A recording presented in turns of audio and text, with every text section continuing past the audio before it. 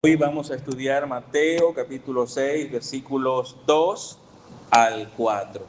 Pero igual vamos a leer desde el versículo número 1, aunque ya lo estudiamos. Dice así: Cuídense de no practicar su justicia delante de los hombres para ser vistos por ellos. De otra manera no tendrán recompensa de su Padre que está en los cielos. Por eso, cuando des limosna, no toques trompeta delante de ti, como hacen los hipócritas en las sinagogas y en las calles, para ser alabados por los hombres. En verdad les digo que ya han recibido su recompensa. Pero tú, cuando des limosna, que no sepa tu mano izquierda lo que hace tu derecha, para que tu limosna sea en secreto, y tu Padre, que ve en lo secreto, te recompensará.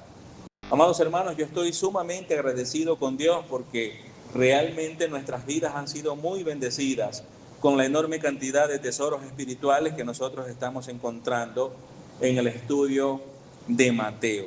Como ya vimos, el capítulo 5 está repleto de todas esas bendiciones y nos estamos adentrando apenas en el capítulo número 6 y nos estamos encontrando también con verdades que establecen ese mismo estándar tan elevado que nosotros no podemos alcanzar por nuestras propias fuerzas, pero que Cristo lo hace por nosotros. El Señor Jesús está hablando de la justicia perfecta que Él exige de aquellos que quieren entrar en su reino. Fíjese que usted no puede venir con su arrogancia y decir: yo quiero entrar en el reino, yo quiero estar allí en ese reino, y si no me dejan entrar me voy a otro reino. El otro reino que existe es el reino de las tinieblas, hermanos. Así que tú no puedes venir con esa actitud al reino de Dios.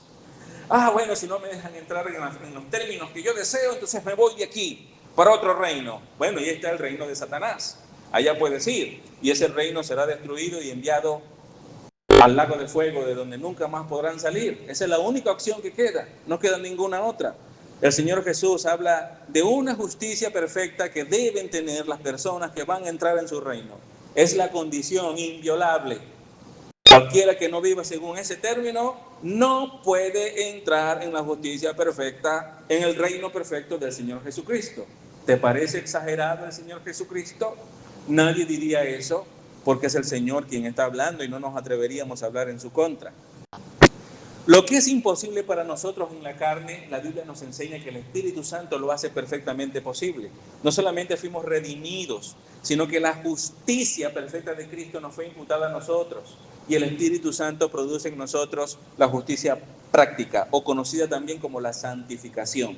Es el Espíritu Santo el que hace que entremos a ese proceso gradual en el cual, a medida que crecemos en el conocimiento de Dios, nos apartamos más y más del mundo, nos apartamos más de la carne y nos esforzamos más en vivir para la gloria del Señor. No lo hacemos con nuestras propias fuerzas, lo hacemos con el poder del Espíritu Santo que nos ha sido dado. Esto es Cristo mismo viviendo en nosotros y a través de nosotros. Eso es lo que dice la Escritura. Ahora, aquí en el capítulo 6, Cristo nos está hablando, por supuesto, de esa justicia perfecta que elimina todo pecado de raíz y que produce esas obras de justicia, pero con motivaciones piadosas. No las obras de justicia que tenían los escribas y fariseos, que estaban cargadas de hipocresía. El capítulo 5 nos ha enseñado con claridad que la manera como los escribas y fariseos enseñaban la ley de Dios era equivocada. Ellos se equivocaron, fallaron, torcieron su teología. Estaba mal su enseñanza. Ahora el capítulo número 6 nos enseña que la práctica también era un error. La religión que ellos practicaban era deficiente y se encontraba por debajo del estándar de Dios. Por lo tanto, no era tampoco aprobada. Si nosotros vamos a servir a Dios, si vamos a vivir para su gloria, no puede ser según tus propios conceptos, no puede ser según tu propia opinión. Debes hacerlo en los términos de Dios. Solo es posible adorar a Dios como Él desea en sus propios términos. Solo es posible vivir la vida cristiana que agrada a Dios en los términos de Él. No como mejor te parece, no como se te hace más fácil, no como más te conviene. No, todo eso viene a ser irrelevante. Si quieres llevar una vida cristiana que sea obediente y victoriosa, debe ser únicamente en los términos de Dios. Punto final. No importa tu opinión allí, solo los principios de la palabra de Dios importan. Ahora note el versículo número 1 nuevamente, por favor, Mateo capítulo 6, versículo 1. Mire cómo dice el Señor.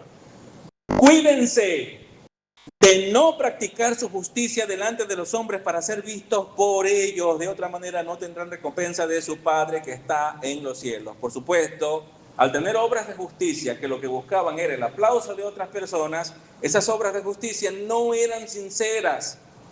Esas obras de justicia no eran el resultado de un corazón regenerado, sino más bien el deseo egoísta, arrogante, hipócrita de personas que quieren ser admirados, que quieren ser aplaudidos.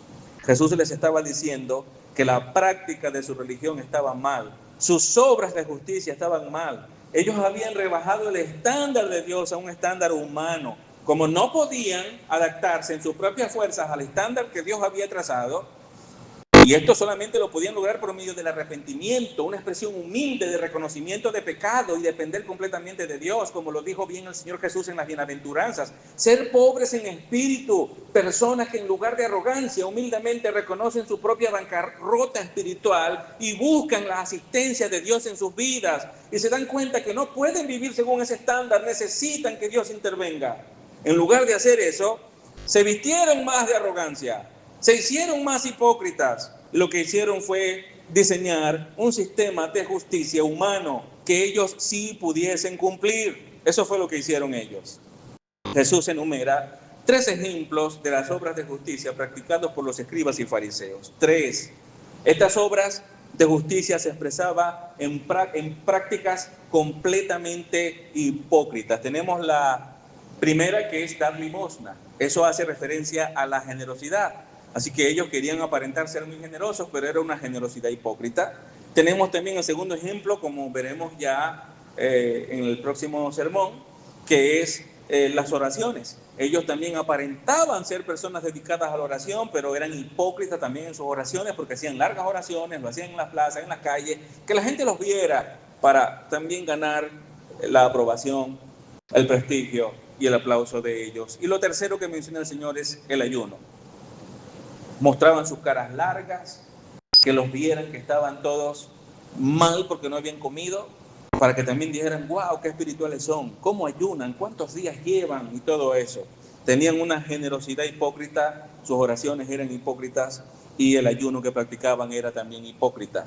La gente quizás no podía ver eso, pero Dios que conoce los corazones, Dios que conoce los pensamientos, Dios puede mirar tu corazón y darse cuenta de lo que tienes allí y lo que hay aquí, en tu mente. Tú puedes venir a la iglesia y fingir, pero delante de Dios no puedes hacer eso.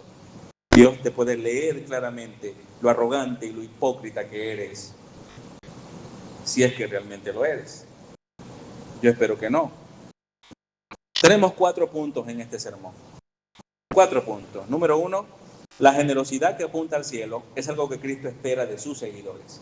La generosidad que apunta al cielo es algo que Cristo espera de sus seguidores. Número 2, la generosidad que apunta al cielo no procura el aplauso de los hombres. La generosidad que apunta al cielo no procura el aplauso de los hombres. Número 3, la generosidad que apunta al cielo no es jactanciosa. La generosidad que apunta al cielo no es jactanciosa. Y número 4, la generosidad que apunta al cielo solo procura la aprobación divina.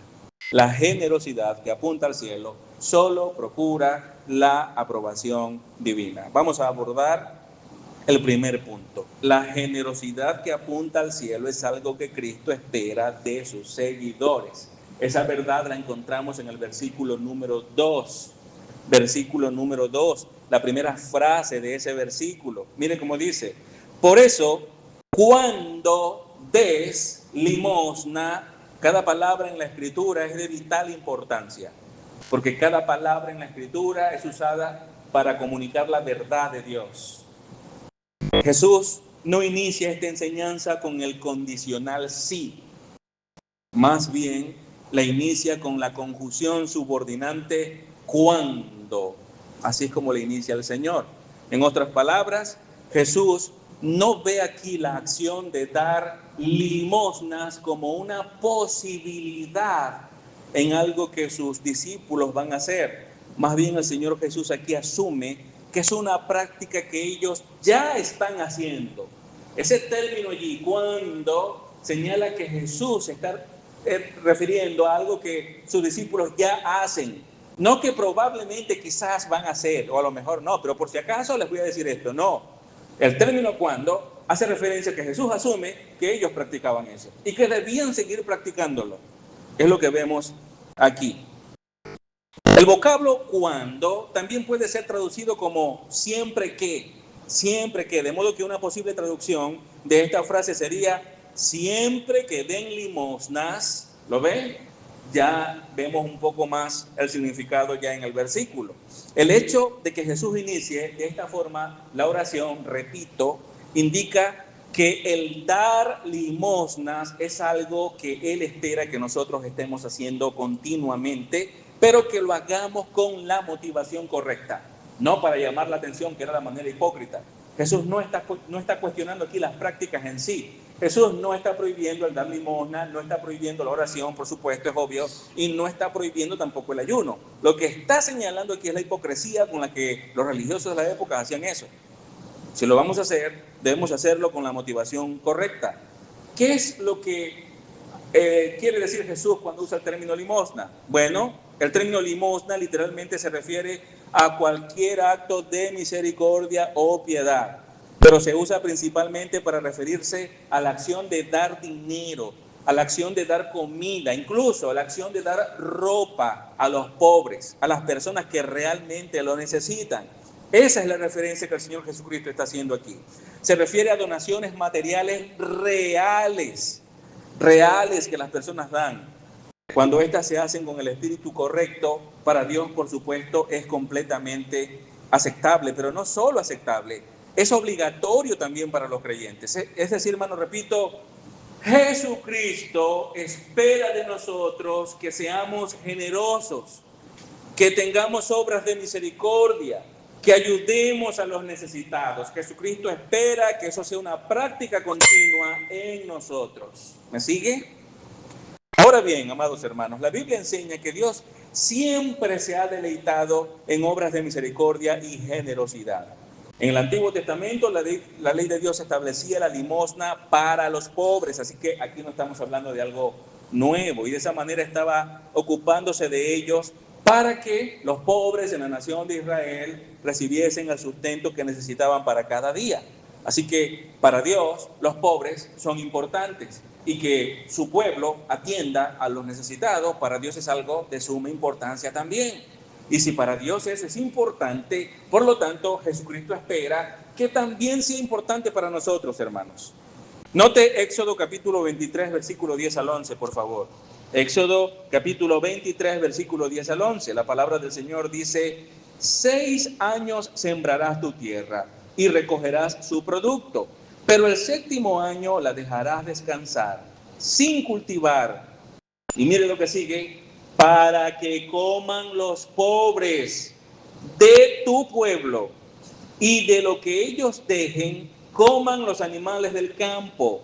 Lo mismo harás con tu viña y con tu olivar. Así que Dios prosperaba al pueblo, claro, les permitía crecer en las cosas que ellos emprendían, pero también les mandaba: de lo que tú prosperas, tú debes bendecir a los necesitados, aquellos que por alguna causa están atravesando circunstancias difíciles, los pobres del pueblo. Esto que se señala allí era un año sabático de descanso para la tierra. Era una ley que permitía que la tierra descansara.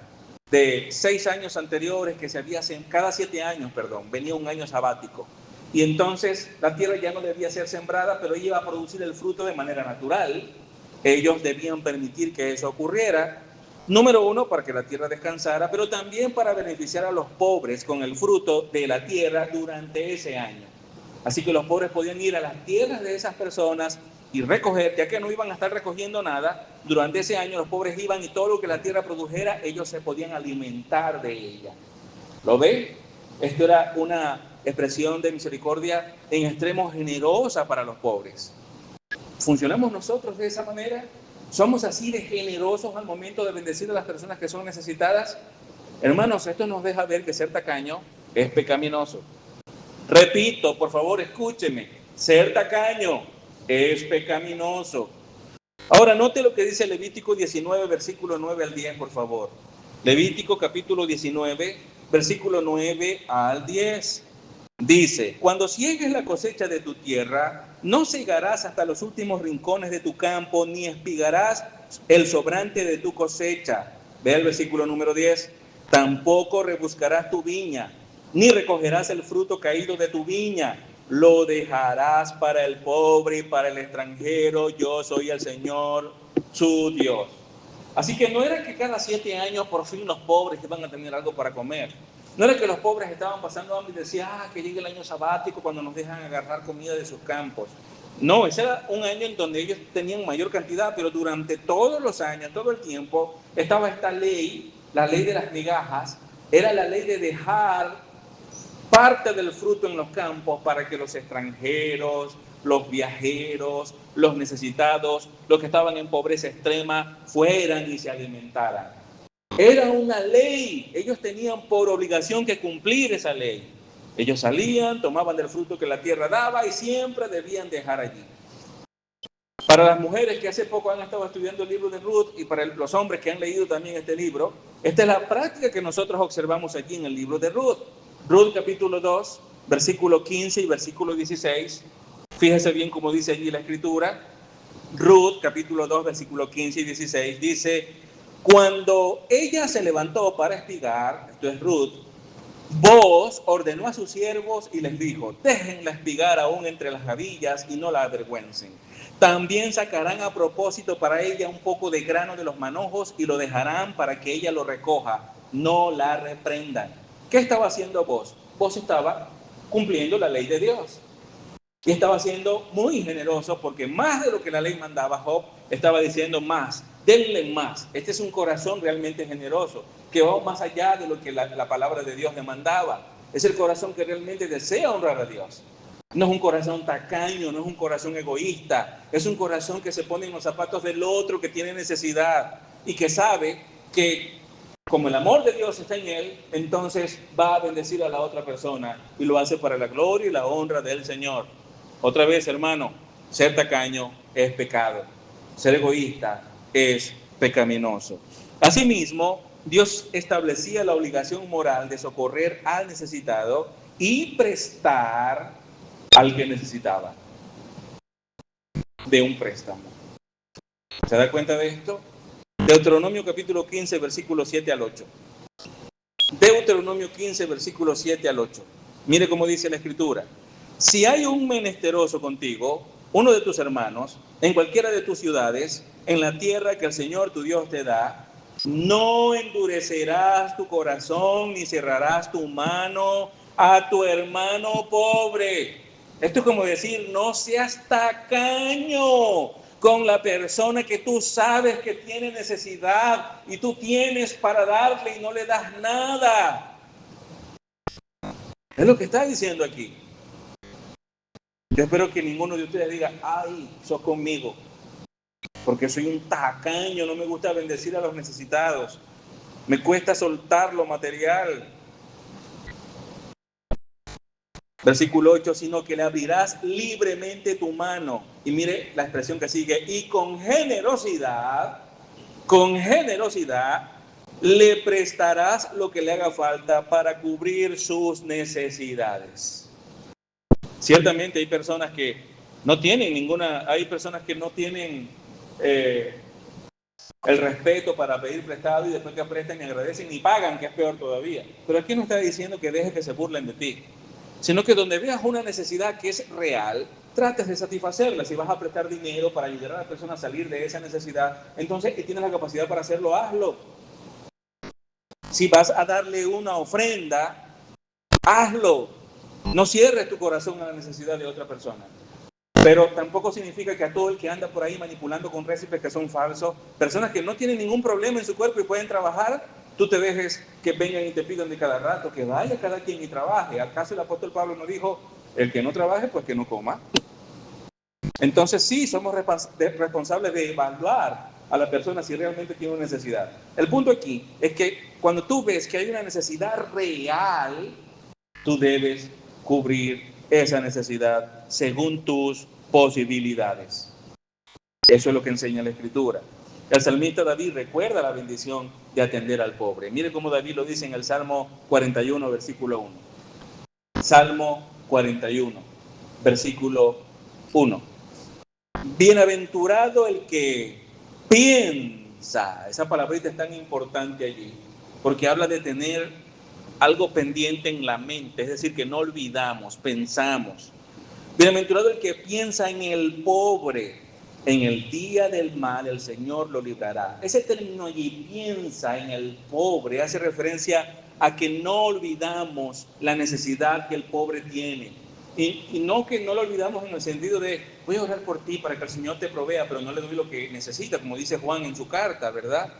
Viene alguien con una necesidad de nosotros y venimos y oramos por él, pero no le damos lo que necesita. Santiago, perdón, lo dice, haciendo referencia a una fe que no tiene obras y que por tanto es muerta. Amados hermanos, Dios no olvida la atención del que da limosna al pobre. Salomón nos recuerda eso. Cuando nosotros ayudamos a las personas necesitadas, Dios no olvida nunca esa acción que nosotros tenemos con los necesitados. Por favor, si están amables, vamos al libro de Proverbios ahora. Vamos a ver un par de textos bíblicos allí en Proverbios. Proverbios capítulo 19, versículo 17. Proverbios capítulo 19, versículo 17. Mire cómo dice: el que se apiada del pobre presta al Señor, y Él lo recompensará por su buena obra. ¿Lo ve? Así que cada vez que tú ves a una persona que tiene una necesidad, pues bendícelo, porque Dios no va a olvidar tu acción. Ahora, ¿cómo hacemos para saber si el que está en la calle realmente tiene una necesidad o nos está engañando? Bueno, a veces darle un poquito de dinero no te va a empobrecer. Si te engañó, él tendrá que rendir cuentas a Dios un día por eso, pero tú trataste de hacer lo que era correcto. Y darle una porción de lo que tenías no te empobreció, no te hizo un daño económico serio. Ah, te engañó. Bueno, eso es su pecado, pero tú actuaste correctamente. ¿Sí? Claro, una vez que sabemos que es un engañador, pues ya no caemos más en eso.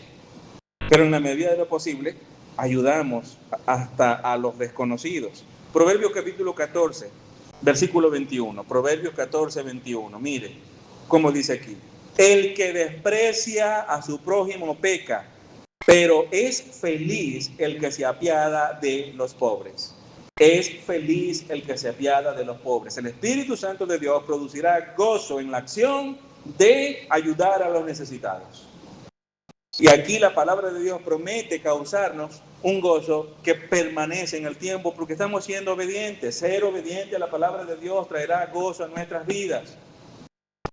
Es así. Pero hermanos, no solamente encontramos esto en el Antiguo Testamento. Jesús mismo se presenta así como ejemplo de alguien que debe ser misericordioso y dar con generosidad.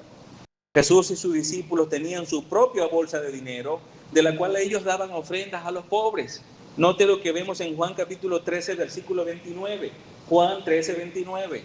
Ellos estaban en la última cena, o digamos la primera cena, por decirlo de alguna manera, la primera santa cena que se practicó, que fue Jesús con los discípulos antes de ser crucificado. Judas estaba allí a su lado, y Jesús le dijo unas palabras a Judas: ve y haz lo que tienes que hacer. Y ustedes saben, Jesús en su conocimiento infinito de las cosas les dijo: ve rápido a traicionarme, lo que vas a hacer. Pero los discípulos que estaban alrededor no entendieron lo que le dijo a Judas y creyeron otra cosa. ¿Y por qué lo creyeron? Porque Jesús acostumbraba a decirle eso a Judas y pensaron que Jesús le estaba diciendo otra vez eso. ¿Y qué era? Ahí está en el versículo 29. Dice, mire, porque algunos pensaban que como Judas tenía la bolsa del dinero, Jesús le decía: compra lo que necesitamos para la fiesta, o que diera algo a los pobres. Los discípulos asumieron que era una de esas dos cosas, o las dos cosas que le estaba diciendo a Judas. ¿Por qué? Porque si ellos pensaron eso, significa que Jesús acostumbraba decirle a Judas que le diera ofrenda a los necesitados. Así que Jesús practicaba esto, hermanos. Jesús ayudaba a las personas que tenían necesidad. Dar generosamente se describe en el Antiguo Testamento como parte del ciclo de la bendición de Dios. Parte del ciclo de la bendición de Dios. Vea Proverbios 11:25, por favor. Proverbios 11:25. Aquí estudiamos la Biblia, por eso es versículos por aquí y versículos por allá. Proverbios 11:25. El alma generosa será prosperada, y el que riega será también regado. Esta es una promesa del Señor. Prosperará a la persona que con generosidad ayuda a los necesitados. Otra vez, no seas tacaño. La tacañería es pecado. Ahora bien, amados hermanos, no es que Dios necesite algo de nosotros y que Él mismo no puede encargarse de los necesitados. Somos nosotros quienes necesitamos dar para que podamos entrar en el ciclo de las bendiciones de Dios. La Biblia nos enseña que cuando somos dadores alegres, que damos con generosidad, nosotros entramos a ese círculo de la bendición de Dios. Que seamos generosos es algo que Cristo espera de sus seguidores y la Biblia enseña que podemos hacerlo de varias maneras, que nos permitan acceder a ese círculo de bendición. ¿Cómo es ese círculo de bendición? Bueno, primero Dios me bendice. Dios me bendice. Como consecuencia de que Dios me bendijo, yo entonces doy con generosidad. Y como resultado de que di con generosidad, Dios vuelve a bendecirme, porque ya lo leímos en la Biblia que Dios bendice al que da con generosidad. Entonces, como Él me bendijo porque di con generosidad, yo vuelvo a dar. Y como volví a dar, Él me vuelve a bendecir. Y se convierte en un círculo de Dios bendiciéndome y yo ayudando al necesitado. ¿Lo ven?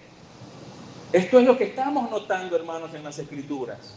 Esta es la enseñanza fiel de las Escrituras. Esto no es teología de la prosperidad donde la gente es manipulada para que pacten con Dios y Dios le va a devolver al 100 por 1. Esto no es teología de la prosperidad, que es una herejía. El Evangelio no promete prosperidad financiera, pero ser fiel a la Escritura promete la asistencia, la bendición de Dios en nuestras vidas.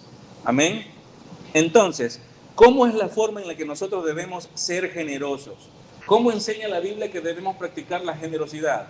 Bueno, número uno, cuando lo hacemos debemos hacerlo con alegría, según enseña la segunda epístola a los Corintios 9:7. Segunda epístola a los Corintios 9:7. Ya estábamos en el Antiguo Testamento, ahora estamos en el Nuevo Testamento. Alguien podría decir, bueno, pero eso es para la nación de Israel, no es para nosotros. Es para nosotros también. El principio se mantiene vigente. Segunda a los Corintios 9:7, Pablo le dice a la iglesia en Corintios que cada uno dé, aquí dar, tiene que ver con dar de lo material que Dios te ha dado a ti. Cada uno dé como propuso en su corazón. ¿Cómo está tu corazón con Dios? ¿Realmente tienes abundante amor con Dios? Entonces vas a dar siempre abundantemente. El tacaño no puede decir que Dios abunda en su corazón. El egoísta tacaño no puede decir eso. Cada uno dé como propuso en su corazón. Mire como dice, no de mala gana ni por obligación, porque Dios ama al que da con alegría. El término dar aparece 2 veces ahí en ese versículo. Primero, cada uno dé, y luego Dios ama al que da. Así que aquí se refiere a dar de tus bienes materiales. Dar de tus bienes materiales para que el reino de Dios se extienda o para ayudar a los necesitados. Esto aquí tiene que ver con la ofrenda, bien sea que ayudamos al pobre en su necesidad, o bien sea las ofrendas que traemos a la iglesia, porque en la iglesia también hay que ofrendar. ¿Me oye? Número 2, dar cada primer día de la semana. Primera a los Corintios capítulo 16, versículo 1 y 2. Pastor, pero yo cobro es quincenal. Bueno, ese domingo, el primer día de la semana es el domingo. Bueno, dar ese primer domingo después de la quincena. Yo cobro mensual. Bueno, dar ese primer domingo después de la mensualidad. Ah, pero yo sí cobro semanal. Entonces, cada domingo, traer una ofrenda a la iglesia. Primera a los Corintios capítulo 16, versículo 1 y 2. Primera a los Corintios capítulo 16, versículo 1 y 2. Tú puedes no estar de acuerdo con el pastor Tony, pero ¿sabes qué? No puedes no estar de acuerdo con la Biblia. En ese caso, si no estás de acuerdo con el pastor en algo de opiniones, puede ser que el pastor se equivocó y tú tienes la razón. Pero en lo que tiene que ver con la Biblia, seguro el que se equivocó eres tú. Porque la Biblia no falla, nunca. Y aquí lo vemos claro. Primero los Corintios 16, 1 y 2 dice, ahora bien, en cuanto a la ofrenda para los santos, hagan ustedes también como instruía la iglesia de Galacia, que el primer día de la semana, es decir, domingo, cada uno de ustedes aparte y guarde según haya prosperado, para que cuando yo vaya no se recojan entonces ofrendas. Fíjese que cada semana al reunirse debían llevar sus ofrendas según habían prosperado. Es decir, una semana te fue bien, esa semana diste, pero la siguiente semana te fue mejor, entonces tu ofrenda fue superior a la semana anterior porque te fue mejor. Es conforme a tus ingresos que tú vas a llevar las ofrendas a la iglesia del Señor. Esto tiene que ver con el dar con generosidad. El dar a los pobres que son los necesitados, y el dar en la iglesia local donde te congregas. Es a la iglesia local donde tú asistes. Es allí donde vas a llevar las ofrendas. Otra manera de hacerlo, ayudar a los necesitados. En Mateo capítulo 25, versículo 35 al 40, allí Jesús habla sobre ayudar a los que son hambrientos, a los que son sedientos, ayudar a los forasteros, a los que están desnudos, ayudar a los que están enfermos, a los que están en las cárceles. Por supuesto, aquí se refiere a personas encarceladas por causa de la justicia, que están sufriendo, injustamente están presos. Él dice que lo que hacemos por los más pequeños lo estamos haciendo por Él en ese pasaje. Lo hacemos por Él. Entonces, al manifestar generosidad también a los necesitados, es como manifestar generosidad a Jesucristo mismo. Otra forma de hacerlo es dar sin esperar nada a cambio. Dar sin esperar nada a cambio. Observe Lucas 6:35, cómo se nos instruye allí.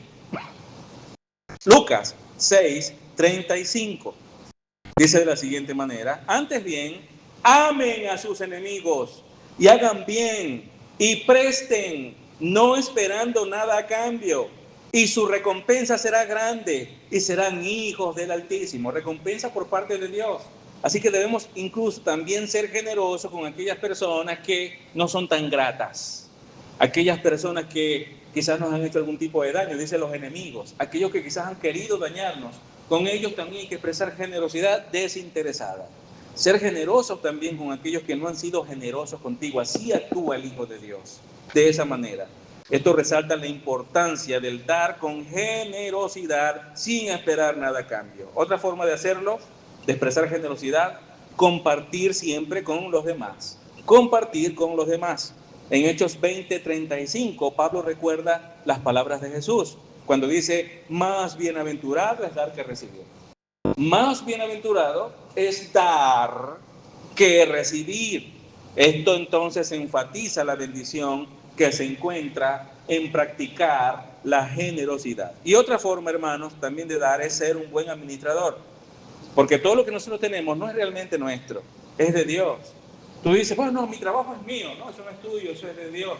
Mi casa es mía, tampoco. Tú te vas a morir, no te vas a llevar tu casa. Eso todo le pertenece al Señor. Es el creador de todas las cosas. Así que debes administrarlo para su gloria y para su honra.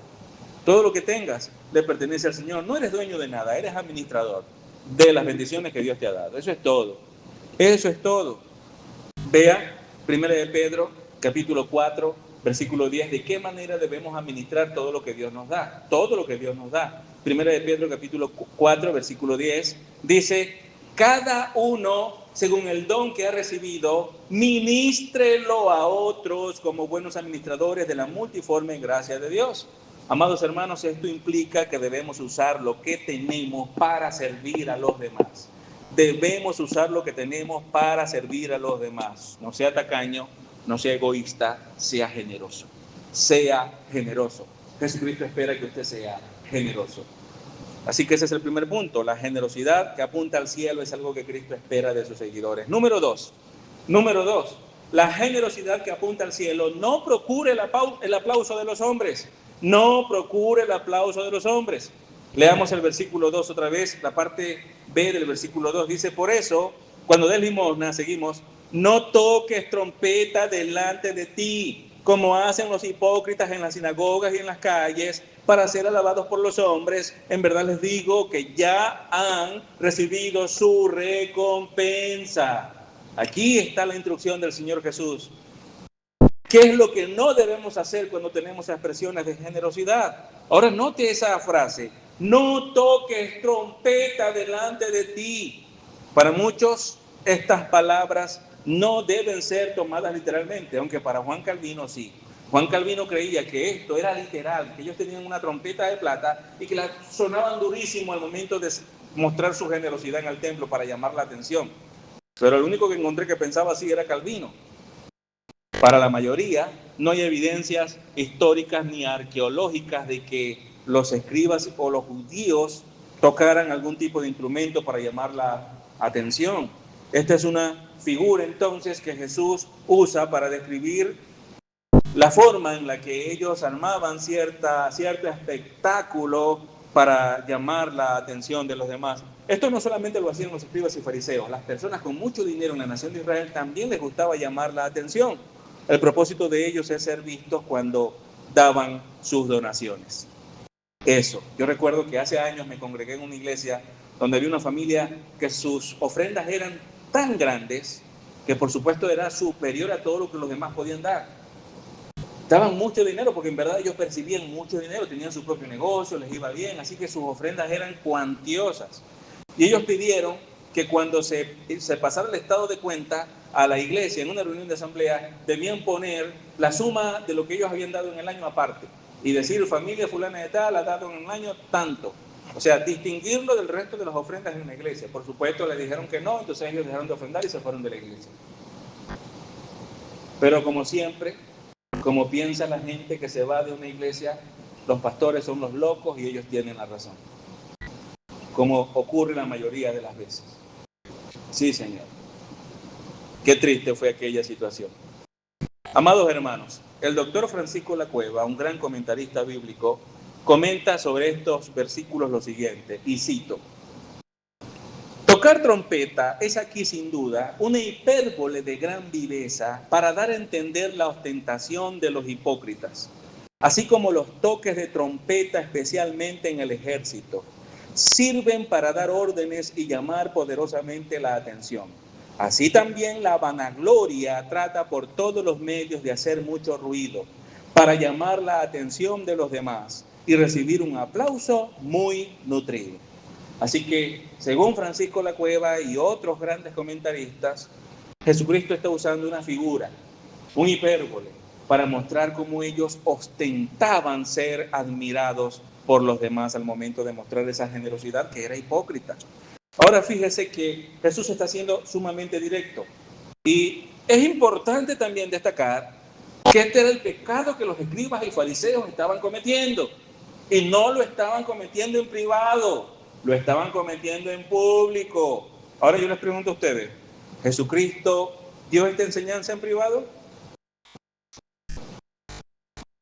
Reprendió a los escribas y fariseos delante de la nación de Israel.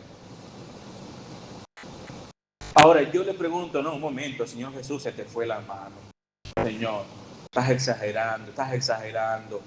Tenías que haber hecho como tú mismo dijiste más adelante en el capítulo 18, llámalo aparte, en secreto, no los avergüences, son los líderes. ¿Usted se atrevería a decir que Jesús aquí se equivocó? Reprendió a los escribas y fariseos delante del pueblo porque el pecado que ellos estaban cometiendo lo hicieron delante del pueblo. Sí, pero no fue tan duro, ¿le parece? Entonces le invito a ir a Mateo 23, no ahorita, en su casa. Lea Mateo 23 porque eso también fue público. El pecado público tiene que ser reprendido de manera pública también.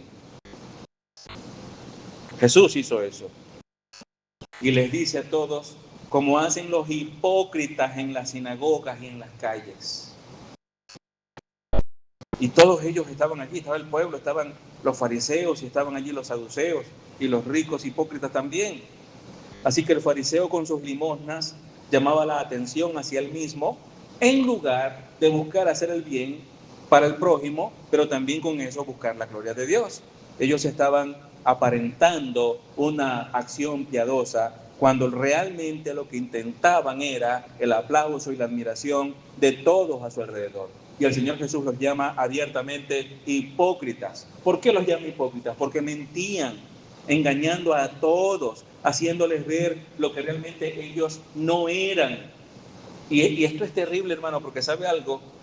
Jesús, como es Dios, conocía el corazón de ellos. La nación de Israel solamente veían sus acciones, no podían ver sus corazones. Y quizá la nación de Israel diría, está mintiendo, los está acusando falsamente. Pero él era Jesús, era Dios y estaba diciendo la verdad de ellos. Ahora, el término hipócrita es importante entenderlo. El término griego es upócrites. Este término era usado en el mundo antiguo para hacer referencia a una persona que se dedicaba a la actuación. Alguien que se encuentra en una escena con una máscara interpretando ser alguien que no es, pero que se le ha asignado ese papel teatral. En ese caso no era tan grave, porque él era un hipócrites pero todo el mundo sabía que estaba actuando. Era una obra teatral. En el caso de los escribas y fariseos era un engaño abierto a todo el mundo. También puede ser traducido el término hipócrita como alguien que simula, simulador. Es así como el término comenzó a usarse para referirse a engañadores, embaucadores, personas que fingen. La hipocresía es un gran peligro para la iglesia y se manifiesta en la iglesia en dos formas, básicamente. Dos formas. Número uno, incrédulos disfrazados como cristianos. Mire, hermanos, esas personas que vienen a la iglesia y están aquí, usted los ve y usted dice, qué buena gente son, qué servidores son, porque a veces así pasa. Buenas personas, servidores, pero ellos no obedecen los principios de la palabra de Dios. Ellos viven según su propia opinión, necia y terca. Eso es evidencia de que no has creído en el Señor Jesús.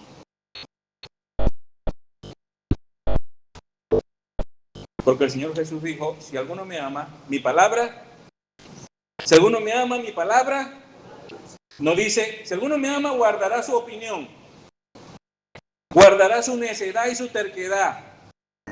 No, la palabra del Señor guardará. Así que hay hipocresía dentro de la iglesia con gente que finge ser cristiana, pero no lo es, porque no obedecen los principios de la palabra de Dios. Y muchos de ellos obedecen si les conviene, pero si no se ajusta, por ejemplo, cuando prediqué de la mentira, por ejemplo, y entonces escucharon que mentir no está bien en ningún caso, pero ignoraron eso, siguen mintiendo, porque les conviene mentir y no les importó. Y practican ese pecado y no tienen ni el más mínimo ni ligero remordimiento de conciencia. Se comportan como incrédulos. La segunda forma en que la hipocresía está en la iglesia son creyentes verdaderos, pero que son pecadores y fingen ser espirituales. Esa es la segunda forma de hipocresía. Dirigen las cosas en su hogar de manera carnal, manejan su matrimonio de manera carnal, hacen uso del pecado para evitarse problemas en su vida, pero aparentan en la iglesia que son muy piadosos. Si eres así, entras dentro de este grupo de hipócritas. Eres un hipócrita si actúas de esa manera. La advertencia que nuestro Señor Jesús hace aquí se aplica a ambos grupos. Que no seamos como los hipócritas. Se refiere a los que fingen ser cristianos y se refiere a cristianos verdaderos, pero que fingen ser espirituales cuando realmente están viviendo en pecado. ¿Lo ve? Están pecando. Tienen pecados ocultos en sus vidas. Y Dios lo sabe. Estudiando sobre esto, leía a Martin Lloyd-Jones, un pastor galés, un gran comentarista bíblico. Y él escribió unas cosas que son impresionantes. Lamentablemente no puedo decir todo aquí de lo que leo de grandes comentaristas, pero Martin Lloyd-Jones decía, qué bueno sería que cada uno de nosotros tuviésemos esa conciencia de que Dios nos ve en todo lo que hacemos. Donde quiera que estemos, Dios nos ve. Dios ve nuestros pensamientos y Él ve nuestros corazones. Si mentimos, Dios lo ve. Estamos mintiendo delante de Él. Si manipulamos delante de Él, estamos manipulando. Todo pecado que cometemos ocurre delante del Señor y Él lo ve. Y si sabemos eso y tenemos esa conciencia permanente de que Dios nos ve, entonces tenemos temor de pecar y nos apartamos de toda forma de pecaminosidad porque sabemos que estamos ofendiéndolo en su propia cara. ¿Se da cuenta?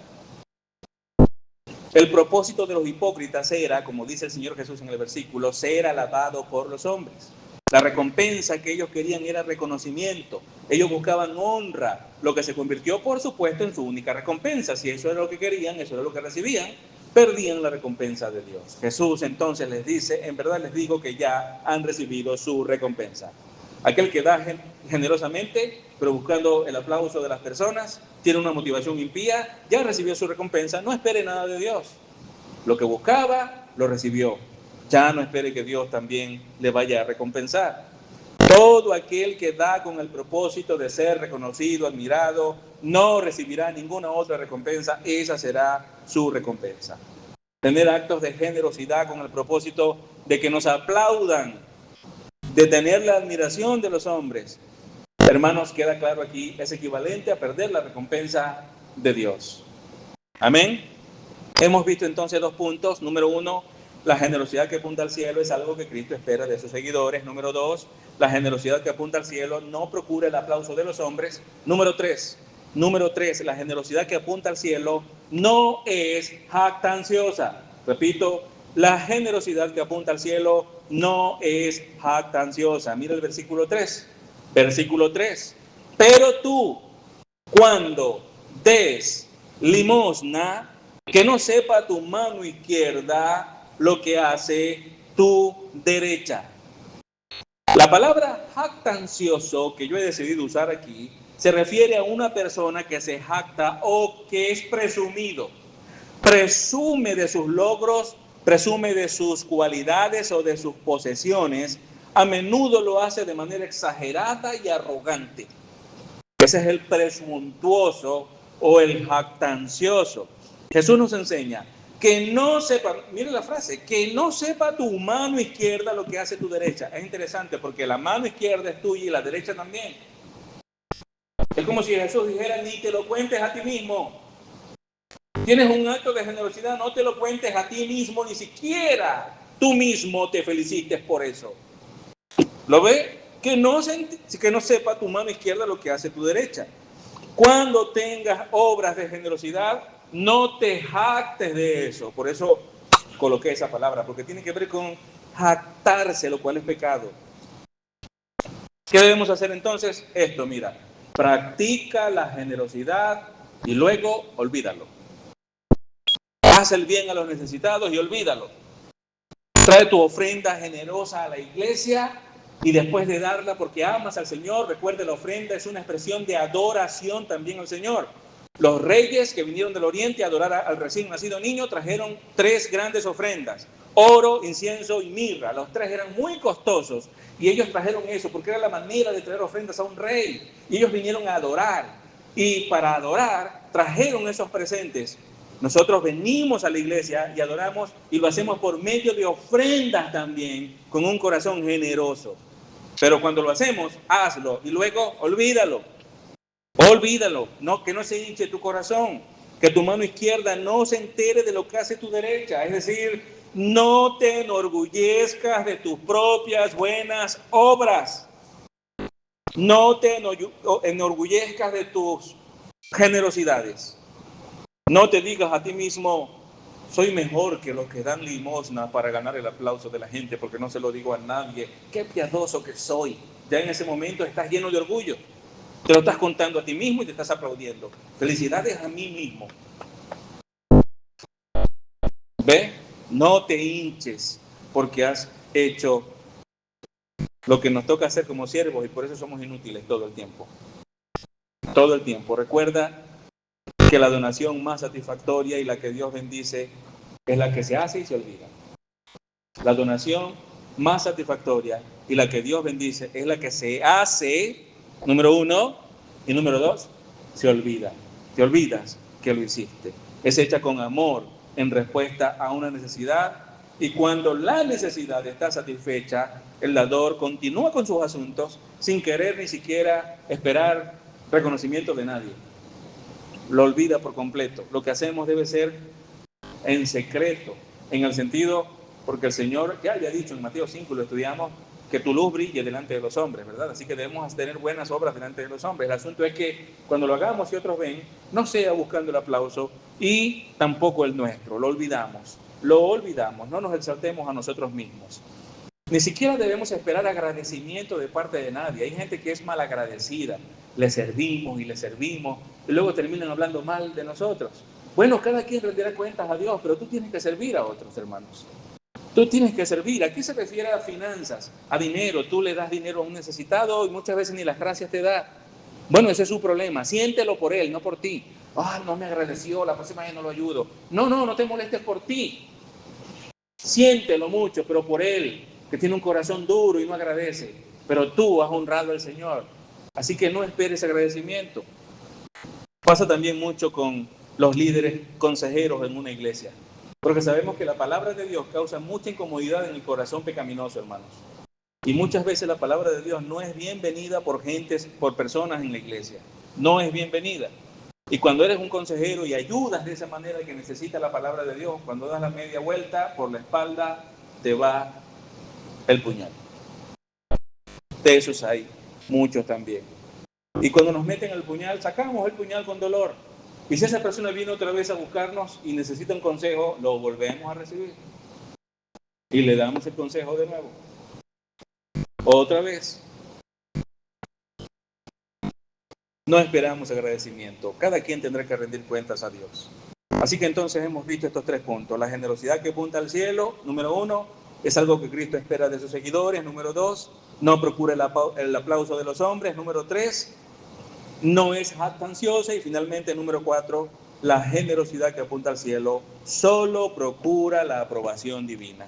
Solo procura la aprobación divina. Vea el versículo número 4. Mire cómo dice: para que tu limosna sea en secreto y tu Padre que ve en lo secreto te recompensará. La frase que sigue, que vemos en Reina Valera, que dice en público, esa frase no se encuentra en los manuscritos más antiguos, no está. Y por eso las otras versiones no la incluyen. Pero el punto aquí no es que Dios nos recompense o no en público. El punto aquí importante es que Dios nos recompensará. Esa es la parte importante. Así que cuando nosotros damos en secreto, lo hacemos con amor, sin procurar llamar la atención o recibir reconocimiento. Nuestro Padre que ve en lo secreto nos recompensará. Esa es la enseñanza del versículo y ahí está sumamente clara. Cuando demos, amados hermanos, debemos olvidar, no pretender reconocimiento de otros, no pretender ni siquiera el reconocimiento de nosotros mismos. Cuando olvidamos, Dios recuerda. Pero cuando nosotros somos los que nos recordamos lo que hicimos, Dios lo olvida. ¿Lo ve? Si olvidamos, Dios recuerda, pero si nosotros recordamos, Dios olvida y perderemos nuestra recompensa. Nuestro propósito debe ser suplir toda necesidad que podamos suplir y dejar las cuentas a Dios. Yo no puedo decir, bueno, este año ayudé a Petrolino, el siguiente semana después, ¿quién ayudé? A Anacleto. El otro también a Sustanejo, y tengo una lista anotada por escondida que nadie la vea, pero es para felicitarme a mí mismo. Y me comporto como aquel escriba, ¿no? Que se presentó delante del Señor: Señor, mira lo justo, no soy como este publicano, yo sí hago todo lo que tú mandas en tu palabra. Arrogancia, y eso es pecaminoso. Dios no nos dejará nunca de dar una sola recompensa. Vea lo que dice Hebreos capítulo 4, versículo 13. Hebreos capítulo 4, versículo 13. Dice: no hay cosa creada oculta a su vista. ¿A la vista de quién? De Dios. Nada se oculta a la vista de Dios, sino que todas las cosas están al descubierto y desnudas ante los ojos de aquel a quien tenemos que dar cuenta. Todo está ocurriendo delante del Señor. Él sabe. Nuestras mentes y corazones son para nuestro Dios como un libro abierto. Sabe todo lo que allí hay, hermanos. Él conoce perfectamente nuestras intenciones.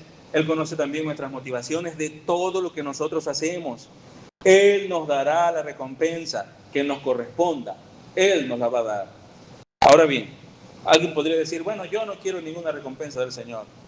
Yo hago las cosas y no espero que Él me dé ninguna recompensa. Solo quiero honrarlo, no importa que no me dé ninguna recompensa. El asunto es que aquí la recompensa no es que tú hiciste algo y ahora Dios está en deuda contigo y te va a pagar. Ven para pagarte lo que hiciste. Toma. No, no se trata de eso. Se trata de la consecuencia lógica de una vida obediente. Es como aquella persona que compró un campo y fue y sembró. ¿Y qué va a suceder porque sembró? El campo le va a responder. ¿Cómo? Va a salir el fruto y eso va a ser de bendición para su vida. Entonces tú dices: no, no quiero la recompensa, entonces ¿para qué sembraste? Es la consecuencia lógica. Y cuando nosotros somos obedientes, ¿qué ocurre? Hay bendición en nuestras vidas porque ese es el resultado lógico de llevar una vida fiel al Señor. ¿Cómo será la recompensa? ¿Cuándo? No dice la Biblia, pero lo dará el Señor en su soberanía. Y Él no falla nunca, Él sabe cuándo y cómo tratarnos y en cuáles circunstancias. ¿Lo ve? Y debemos depender siempre de Él. ¿A qué conclusión entonces nos lleva esto, hermanos? Que sepamos que nuestra generosidad siempre debe ser desinteresada.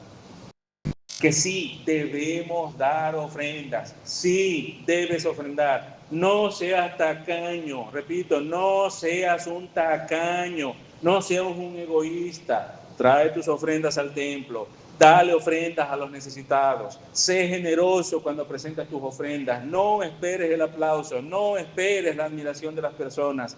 Olvídalo, ni siquiera te felicites a ti mismo. Nuestro motivo para esperar la recompensa del Señor debe ser esa expectación de colocar todas las recompensas que Él nos dé, al final la vamos a poner a sus pies. Es lo que vamos a hacer. Toda recompensa que Dios nos dé, vamos a tomarla y la vamos a poner a sus pies cuando la estemos adorando. También un versículo bíblico para eso. Apocalipsis, capítulo 4, versículos 10 y 11. Apocalipsis, capítulo 4, versículos 10 y 11. Allí se habla de 24 ancianos. Simbólicamente los 24 ancianos es la iglesia del Señor que está en el cielo. 24 ancianos. 24 es un número que representa una totalidad de un grupo más completo.